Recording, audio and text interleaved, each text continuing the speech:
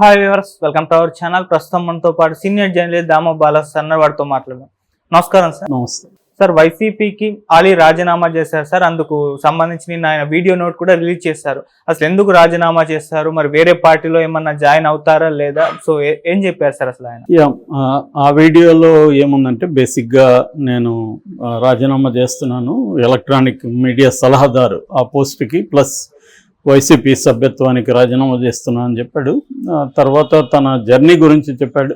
20 ఏళ్లకు ముందు రామానాయుడు కోరిక మేరకు నేను ఆయనకి ప్రచారం చేయడానికి వచ్చాను. అప్పటి నుంచి కూడా 20 ఏళ్ల పాటు తెలుగుదేశంలో ఉన్నాను అని చెప్పాడు. రాజకీయాలు అంటే కొత్తగా నేనేదో వైసీపీలో చేరలేదు, ఇప్పటి నుంచి తెలుగుదేశంలో పనిచేశాను అని చెప్పాడు.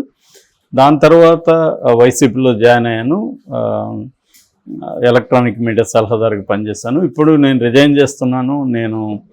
నాకు రాజకీయాల్లో ఎందుకు చేరానంటే, నాకు సేవ చేయడం అంటే ఇష్టము. మా నాన్న పేరుతో 16 ఏళ్లకు ముందు ఒక ట్రస్ట్ పెట్టి చాలామంది చదివిస్తున్నాను, చాలామందికి సహాయం చేస్తున్నాను. నా జీతం, నా రెమ్యునరేషన్లో 20% ట్రస్ట్కి ఇస్తున్నాను. అట్లాగే విదేశాల్లో నేను వెళ్ళి ఏమన్నా ప్రోగ్రామ్స్ చేసినప్పుడు అందులో వచ్చే రెమ్యునరేషన్లో కూడా 60% ట్రస్ట్కి ఇస్తున్నాను. సో ఈ సేవలు ఇంకొంత బెటర్గా చేయొచ్చని రాజకీయాల్లోకి వెళ్ళాను తప్ప నాకు రాజకీయం చేయాలని ఇంట్రెస్ట్ లేదు. నేను ఎప్పుడు కూడా వ్యక్తిగతంగా ఎవరిని విమర్శించలేదు రాజకీయాల్లో కూడా అని చెప్పుకొచ్చాడు. దాని తర్వాత నాకు అన్నం పెట్టింది ఈ సినిమా నిర్మాతలు కావచ్చు, నటులు కావచ్చు, దర్శకులు కావచ్చు. సో సినిమా ఇండస్ట్రీనే నాకు అన్నం పెట్టింది. నేను ఇప్పుడు ఒక మామూలు మనుషులుగా సినిమా ఇండస్ట్రీలో పనిచేసుకుంటాను. రాజకీయాల్లో ఇంకే రాజకీయ పార్టీకి నాకు సంబంధం లేదు, ఎక్కడ చేరను అనేది క్లారిఫై చేశాడు. సో బేసిక్గా ఆలీ జర్నీ చూసుకున్నప్పుడు మనకు చాలా చైల్డ్ ఆర్టిస్ట్గా వచ్చాడు. ఫస్ట్ బాగా నోట్ అయింది అదేమిటి సీతాకోకచిలుక మన అయ్యింది భారతీరాజ సినిమా, అందులో బాగా నోట్ అయ్యాడు. అక్కడ నుంచి ఇంకా అతను తిరిగి చూస్తాను. అంతకుముందే చిన్నప్పుడే అతను సినిమాల్లోకి వచ్చాడు. సో ఏదేమైనా అతను సినిమాల్లో అయితే బ్రహ్మానందం తర్వాత ఆలీ ఆ స్థాయిలో నిలదొక్కుని సుదీర్ఘకాలం ఉంటున్నాడు. తనకంటూ కొన్ని మేనరిజమ్స్, డైలాగ్ డెలివరీస్ ఇవన్నీ కూడా డెవలప్ చేసుకున్నాడు. అయితే రాజకీయాల్లో తను ఎప్పుడు కూడా అనుకున్నట్టుగా రాలేదు. నిజానికి చాలామంది ఆశ్చర్యపోయారు వైసీపీలో చేరినప్పుడు. ఎందుకంటే తను ఎక్కువగా పవన్ కళ్యాణ్ సినిమాల్లో పాపులర్ అయ్యాడు. పవన్ కళ్యాణ్ మంచి ఫ్రెండ్ కూడా. ఆలీ అంటే ఇష్టమని పవన్ కళ్యాణ్ కూడా చాలాసార్లు చెప్పాడు. అందుకని జనసేనలో చేరతాడేమో అనుకున్నారు. కానీ ఆయన జనసేన కాకుండా ఇటు చేరాడు. 2019 ఎన్నికల ముందు చేరాడు. ఎన్నికల తర్వాత ఎందుకంటే ఎన్నికల ముందు చేరాడు కాబట్టి ఇతనికి ఎమ్మెల్యే కానీ ఏమీ లేకపోయినా అనుకున్నారు. తర్వాత యాక్టివ్గా ఉంటాడేమో అనుకుంటే అది కూడా పెద్దగా యాక్టివ్గా లేడు వైసీపీలో కూడా. అయితే తర్వాత ఇప్పుడు 2024లో ఎమ్మెల్యే కానీ ఎంపీ కానీ ఇస్తారని చెప్పారు. ఇటు నంద్యాల కానీ గుంటూరు కానీ ఇస్తారు ఈయనకని చెప్పారు. కానీ జగన్ ఇవ్వలేదు లాస్ట్ మినిట్లో. ఎందుకంటే జగన్ సర్వేలలో ఇతను గెలవడని ఇవ్వలేదని చెప్తారు. ఏదేమైనా ఇతనికి ఇవ్వలేదు. కనీసం రాజ్యసభకు పంపిస్తారని కూడా ఊహాగానాలు వచ్చాయి, అది కూడా జరగలేదు. చివరికి ఏదో ఒక పోస్ట్ ఇవ్వాలన్నట్టుగా ఎలక్ట్రానిక్ మీడియా సలహాదారుగా పెట్టారు. అదేం పెద్ద దానికి ఇంపార్టెన్స్ ఉండే పోస్ట్ ఏం కాదు. సో అది ఇచ్చారు. దాంతో కొంత అసంతృప్తిగా అయితే ఉన్నాడు. ఇంకా ఇప్పుడైతే ఘోరంగా ఓడిపోయింది కాబట్టి వైసీపీ నుంచి చాలామంది కూడా బయటకు వచ్చే పరిస్థితులు ఉన్నాయి కాబట్టి ఆలీ కూడా బయటకు వచ్చేసాడు. బట్ ఇప్పుడు ఆలీకి ఇంకొక ప్రాబ్లం ఏంటంటే, వైసీపీలో ఉంటే ఇవాళ తెలుగుదేశం, జనసేన, బీజేపీ కూటమి అధికారంలో ఉంది కాబట్టి ఇండస్ట్రీలో ఇటు జనసేన సపోర్ట్ చేసేవాళ్ళు, తెలుగుదేశం సపోర్ట్ చేసేవాళ్ళే మేజర్ ప్రొడ్యూసర్లు, డైరెక్టర్లు, యాక్టర్స్ ఉన్నారు. సో ఇటువంటప్పుడు వైసీపీలో ఉండి తనకి కెరీర్ ఇబ్బంది అయిపోతుంది. వేషాలు రావు, ఖచ్చితంగా దూరం పెట్టేస్తారు.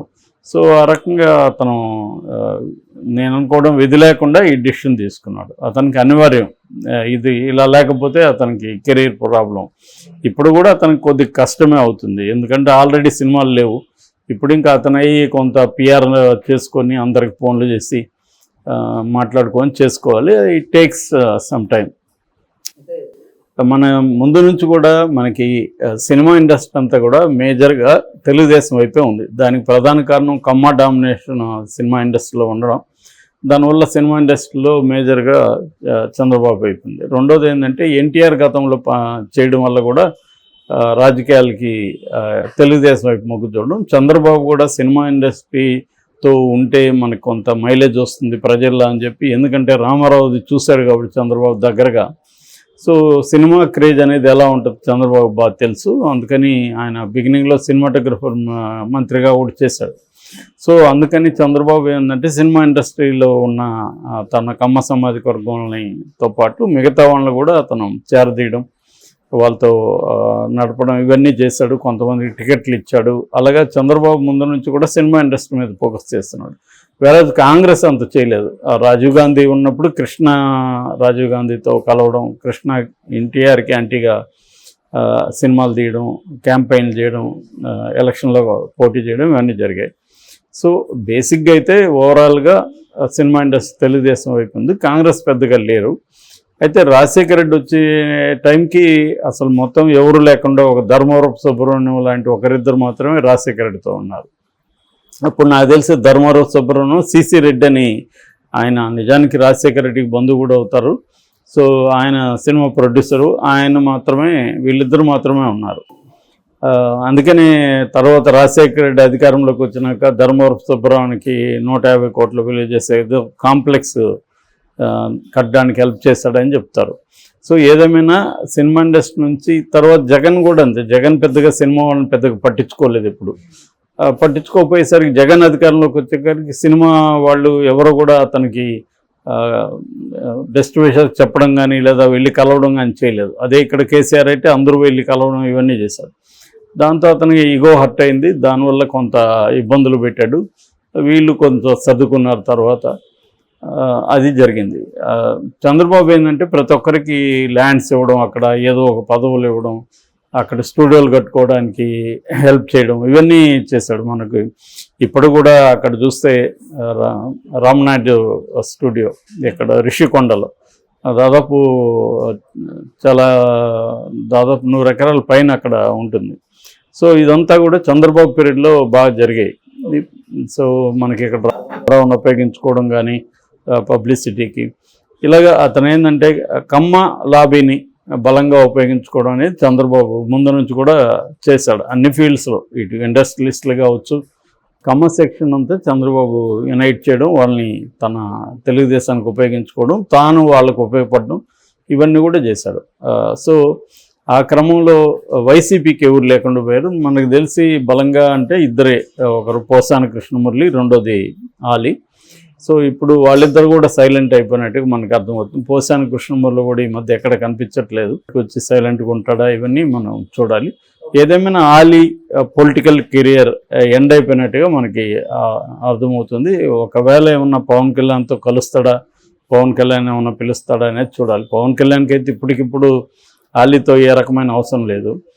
ఎందుకంటే అతనే కరిస్మాటిక్ పర్సను, తన ఫ్యామిలీలోనే బోల్డ్ మంది ఉన్నారు కాబట్టి తనకేం అవసరం లేదు.